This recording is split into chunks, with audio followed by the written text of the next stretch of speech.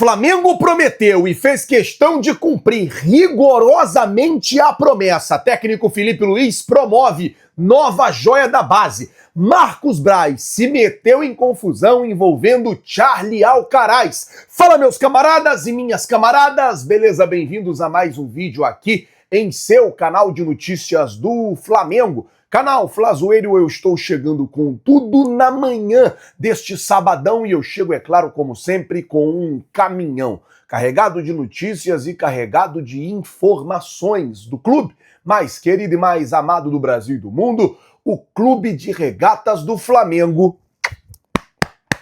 Nosso amor.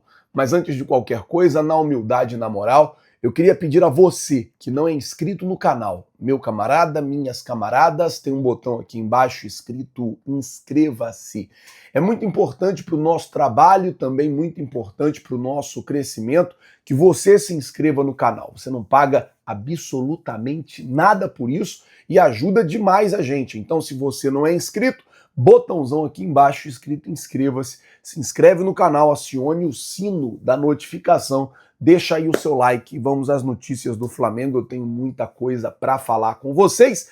Já vou começar o vídeo falando sobre o técnico Filipe Luiz, que decidiu promover uma joia da base para o jogo de hoje. Todo mundo sabe que hoje, 5h45 da tarde, tem Flamengo e Vasco pela semifinal do Campeonato Carioca. E aí eu preciso falar sobre isso porque, assim, a venda dos ingressos para esse jogo até ontem estava menos de 10 mil, assim, um público muito abaixo do público esperado para o clássico mais charmoso do Brasil. Obviamente, todo o tumulto que aconteceu essa semana, somado ao preço do ingresso que está alto, contribuíram para isso. Mas, e a questão também de ser carnaval e essa coisa toda.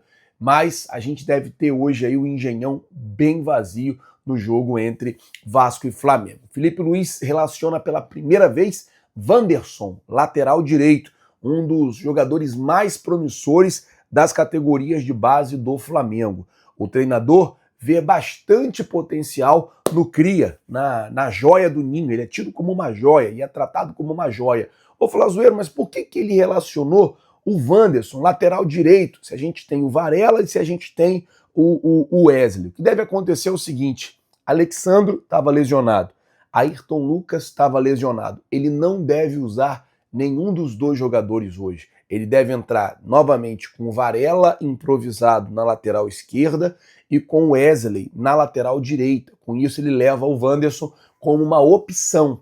Ele leva o Wanderson como uma possibilidade ali durante a partida. Como eu disse, o técnico Filipe Luiz está fazendo um estudo ali no elenco, ele está fazendo uma análise profunda no elenco para que ninguém venha a ser prejudicado por conta do gramado sintético. Realmente, essa questão do gramado sintético atrapalhou um pouco o Flamengo e o Flamengo não quer perder jogador para o restante da temporada. Então acredito muito nisso. Ele não vai colocar o Ayrton Lucas para jogar. Ele vai deixar o Ayrton Lucas no banco, ele não coloca o Ayrton Lucas fica no banco e aí ele deve ter esse garoto Wanderson como uma opção. Bom, vamos mudar o assunto, falar agora do término de uma novela, porque, assim, o Santos não apresentou as garantias bancárias exigidas pelo Flamengo. E daí, a negociação entre Santos, Flamengo e Internacional pela compra do Thiago Maia está encerrada porque ontem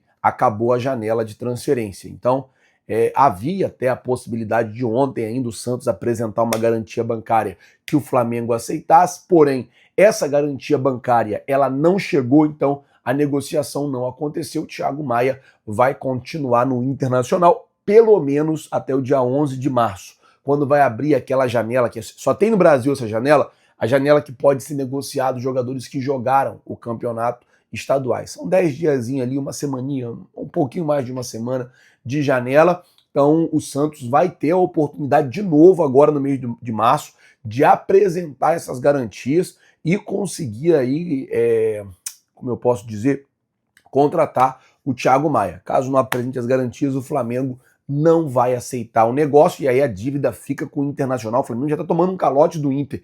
Vai trocar o calote de lugar, vai tirar o calote daqui do Inter e vai colocar o calote no Flamengo, no Santos, e vai continuar tomando calote? Vai continuar tomando prejuízo? Não. O Flamengo fez certinho, foi lá e ó, a exigência é essa e não apareceu, o negócio não foi feito e foi colocado aí um ponto final nessa novela. Antes de eu falar sobre a confusão envolvendo Marcos Braz, Charlie Alcaraz e a torcida do Flamengo entrou no meio do bolo, deixa eu falar sobre a promessa que a diretoria cumpriu, e aí o torcedor rubro-negro pode comemorar. Porque quando começou o ano, o Boto, o BAP falaram muito sobre que o Flamengo não iria negociar nenhum jogador que, ao ver do Flamengo, era essencial, era indispensável. E dentro desse cenário, a gente teve proposta pelo Wesley, proposta pelo Gerson, essa semana teve proposta pelo Luiz Araújo. Muitas dessas propostas, assim, muito altas. O Flamengo, chegou a sair uma matéria da Mônica, que o Flamengo, a diretoria do Flamengo estava se sentindo incomodada com algumas propostas que eram consideradas irresponsáveis, que estavam chegando para os jogadores do Mengão. Então, a situação é a seguinte: o Flamengo prometeu, ó, nós não vamos negociar nenhum jogador do time titular, nós não vamos vender ninguém que a gente considere essencial e imprevisível. E não saiu ninguém. Saiu o Gabigol no final do ano passado, final de contrato, saiu o Davi Luiz no final do ano passado, final de contrato, saiu esse ano o Fabrício Bruno para o Cruzeiro, e aí foi dentro dessa análise. Tipo, o Cruzeiro fez uma proposta, 7 milhões de euros, pagando à vista, o jogador não era considerado essencial, não era considerado peça importantíssima dentro do elenco. Importante era, mas não era